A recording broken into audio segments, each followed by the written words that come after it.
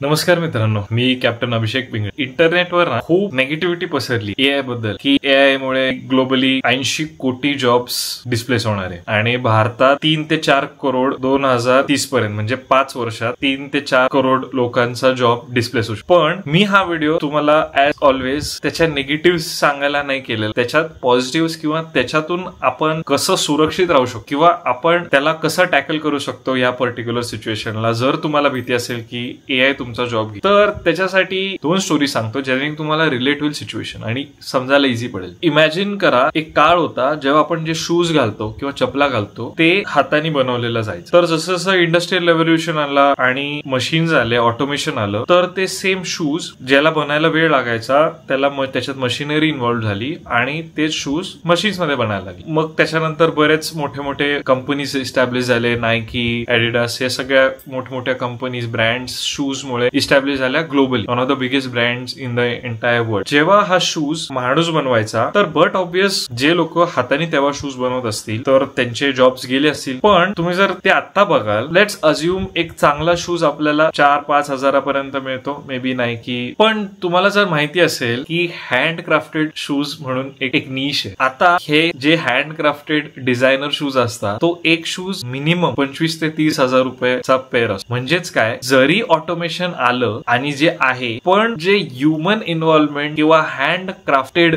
ज्याला आपण म्हणतो ह्युमननी बनवलेला, त्याचं नीश, त्याची कॉस्ट नॉर्मल शूज पेक्षा 3 ते 4 पटीने वाढली. आता मी तुम्हाला एक दुसरं एक्झाम्पल, इथे जे 90s किड्स असतील किंवा रादर माझे व्हिडिओज बघत असतील किंवा त्याच्या आधी ते थोडे 80s वगैरे, राजीव गांधी इरा वगैरे त्या टाइमचे, तर तुम्ही नोटीस केलं असेल जेव्हा ग्लोबली कम्प्युटर्स आले तर तेव्हा इंडियामध्ये बऱ्याच ठिकाणी प्रोटेस्ट झाले. म्हणजे लोक लिटरली रस्त्यावर येऊन प्रोटेस्ट करत होते की कम्प्युटर्स आणू नका, कम्प्युटर्स हे गव्हर्नमेंट इन्स्टिट्यूट्स मध्ये नाही पाहिजे, कारण की लोकांना धोका होता की त्यांचे jobs, government jobs, clerical jobs computer मध्ये जातील. आता म्हणजे विचार करून पण हसू येतं की इंडियात लोक त्याच्यासाठी धरणे देत होते, रस्त्यावर उतरून प्रोटेस्ट मार्चेस काढत होते की कम्प्युटर भारतात आणू. आत्ताचा सिच्युएशन असं आहे की आपण सगळ्यांनी कम्प्युटर अडॉप्ट केले, सगळ्यांना बेसिक कम्प्युटर येतो आणि it is part of life. त्याला आपण आता निगेटिव्हली बघत नाही, त्याला पॉझिटिव्हली. तसंच आता ह्या 2 एक्झाम्पल्स मधून तुम्हाला काय शिकायला मिळतं आणि त्याचाच मी आता पुढे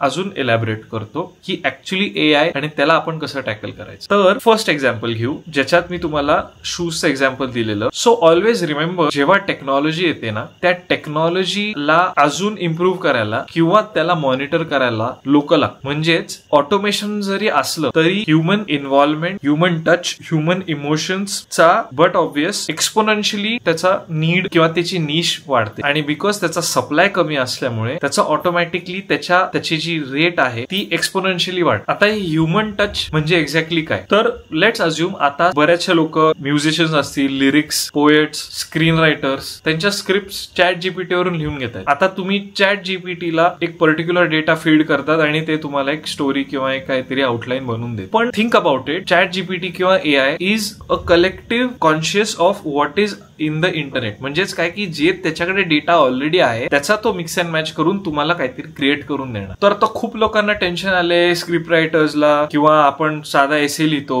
परीक्षेसाठी तर तो चॅट जीपीटी वरून कॉपी पेस्ट करतो, प्रोजेक्ट करतो, तर ते इझी झालंय. पण थिंक अबाउट इट, जर सगळेच त्याचा वापर करायला लागतील तर त्याचा इम्पॉर्टन्स किंवा त्याची नॉवेल्टी किंवा त्याची क्वालिटी काय असणार. It is going to be robotic. पण जसं जसं हे रोबोटिकनेस आपल्या लाईफमध्ये इंट्रोड्यूस होत जाणार आहे तसं ऍक्च्युअल ह्युमन कनेक्शनला तरसणार आहेत. लोकांना ऍक्च्युअल ह्युमन इंटरव्हेन्शनचं एक नीड लागणार. म्हणजेच काय की आता जसं तुम्ही नोटीस केलं असेल की डिप्रेशन किंवा मेंटल इश्यूज वाढत चाललेत डे बाय डे, टीनेजर्स आणि सगळ्यांमध्ये. तर by the way me depression आणि एन्झायटी वगैरे या सगळ्या विषयावर एक व्हिडिओ बनवला आहे, वाटलंच लिंक मध्ये आठव, तो नसेल बघितला तर प्लीज बघा. तर कमिंग टू द पॉइंट, जेव्हा तुम्ही एक नॉन ह्युमनशी इंटरॅक्ट करताय कंटिन्युअसली आणि तुमचे सगळे अँसर्स तुम्ही चॅट जीपीटी किंवा असे इन्स्टंटली घेताय तर तुम्ही सोशली ऑकवर्ड होत चालले. म्हणजे तुमचं ह्युमन इंटरॅक्शन कमी होत चाललंय. तुम्हाला दिसतच असेल की आपण जेव्हा कॅफेमध्ये जातो, हॉटेलमध्ये जातो, लोक एकामेकांची गप्पा नाही मारत, स्क्रीन मध्ये बसलेला. पण जेव्हा त्याच माणसाला, जो व्यक्ती कम्प्युटरवर असतो कंटिन्युअस, किंवा आजकालचे मुलं बाहेर जाऊन खेळत नाही, ते कंटिन्युअस लॅपटॉप्स किंवा कम्प्युटरवर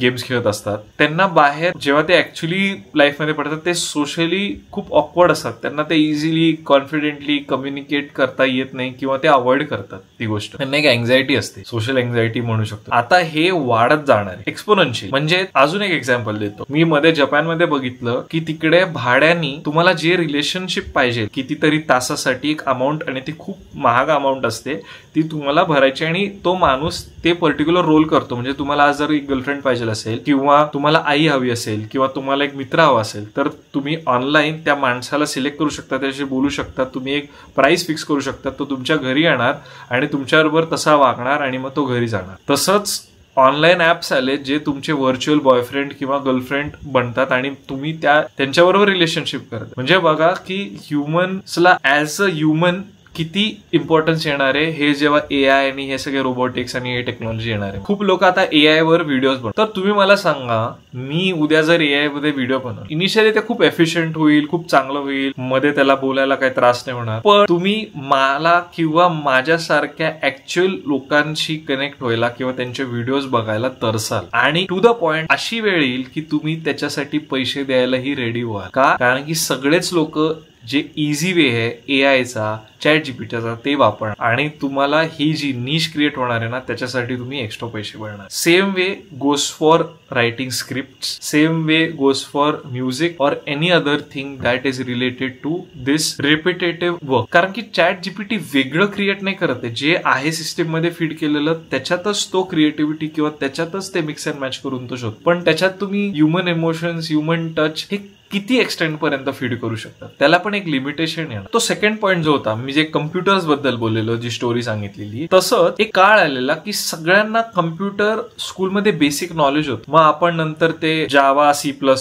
आणि MSCIT वगैरे ते सगळे क्लासेस चालू केले. गव्हर्नमेंटचे पण इनिशिएटिव्ह होते की सगळ्यांना कम्प्युटर शिकायला पाहिजे, which was the need of the hour. आता तोच नीड ऑफ द आवर आहे एआय शिकण्याचा. तर जसं तुम्ही तुमचा नॉर्मल स्कूल कॉलेज करता करता साईडला कम्प्युटर क्लास करत होते, तसंच आता तुम्हाला नॉर्मल तुमचा डे टू डे अभ्यास करता करता तुम्हाला एआय शिकायला लागणार. तुमचा कोणताही जॉब असो, तो जॉब मे बी एआय रिप्लेस करू पण शकतो, नाही पण तुम्हाला त्या पर्टिक्युलर टेक्नॉलॉजीवर अप टू डेट राहायला लागणार आहे. जेणेकरून तर हे जे लोक सगळे नेगेटिव्हिटी क्रिएट करतात की एवढे करोड जॉब जाणार आहेत किंवा ते रिप्लेस होणार आहे वगैरे वगैरे, पण हे पण लक्षात घ्या की चॅट जीपीटी एआय मुळे बरेच नवीन जॉब्स पण जनरेट होणार. तर आय थिंक आपण त्या पर्टिक्युलर टेक्नॉलॉजीला हँड इन हँड त्याला न घाबरता ते शिकणं, अप टू डेट राहणं आणि त्याला जे एड करणाऱ्या वेगवेगळ्या इंडस्ट्रीज आहेत, त्याला जे डेव्हलप करणारे कोडर्स असतील किंवा त्याला जे मॉनिटर करणारे गोष्टी आहेत, त्याच्या जॉब्स तर कधीच जाऊ नाही शकत. आता तुम्हाला विमानाचा एक्झाम्पल देतो. खूप मध्ये डिबेट चाललेला की अनमॅन्ड आता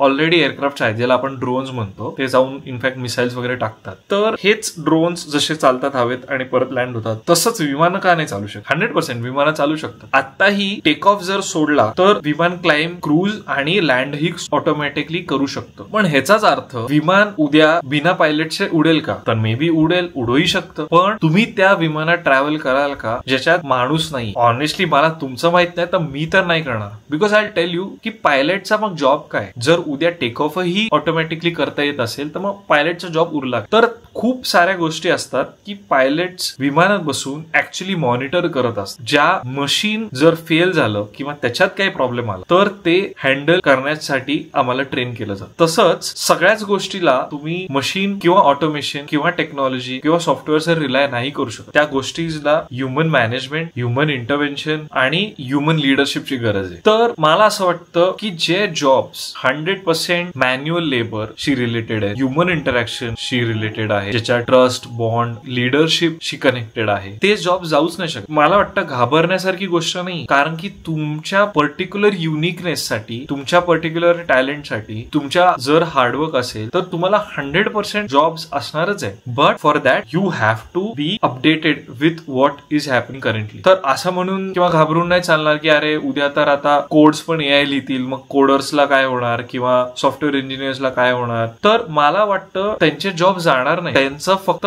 एक रिलोकेशन किंवा एक मॉडिफिकेशन होईल, which would obviously require training for that particular task to be done. आणि if you are not updated with the particular technology then but obvious you might end up losing your job. म्हणजे तुम्हाला job may be तुम्हाला काढून टाकतील. So before that stage comes I think we should focus on आपण स्वतःला improve develop आणि मग त्याच्यात सगळं झालं. तुमची पर्सनॅलिटी असेल, पर्सनॅलिटी डेव्हलपमेंट असेल किंवा लिडरशिप क्वालिटीज असेल, तुमचं टीम एफर्ट असेल, तुमच्या मॅनेजमेंट स्किल्स असतील, त्याला AI तुम्ही कसं सबस्टिट्यूट करा. असा एक मध्ये रिसर्च पेपर आलेला की ChatGPT मुळे लोक डमर होत चाललेत, म्हणजे लोकांची IQ कमी होत चालली, कारण की लोकांना ऑटोमॅटिक सगळं फीड केल्यामुळे ब्रेन कमी कमी काम करत चालले. आता ब्रेन असं एक मसल आहे की जे तुम्ही जर एक्सरसाइज नाही केलं तर ते श्रिंक होत जातं आणि तुमची ब्रेनची कॅपॅसिटी कमी होते. तर बिकॉज आता आपल्याला सगळं स्पून फेड किंवा आयतं दिलं जात आहे ऑनलाईन ChatGPT वर, तर आपल्याला ब्रेनला त्याची सवय लागून ऍक्च्युअल क्रिएटिव्ह थिंकिंग कमी होत चालली आहे. तर त्याच्यामुळे होणार काय, ज्यांची क्रिएटिव्ह थिंकिंग चांगली आहे किंवा ते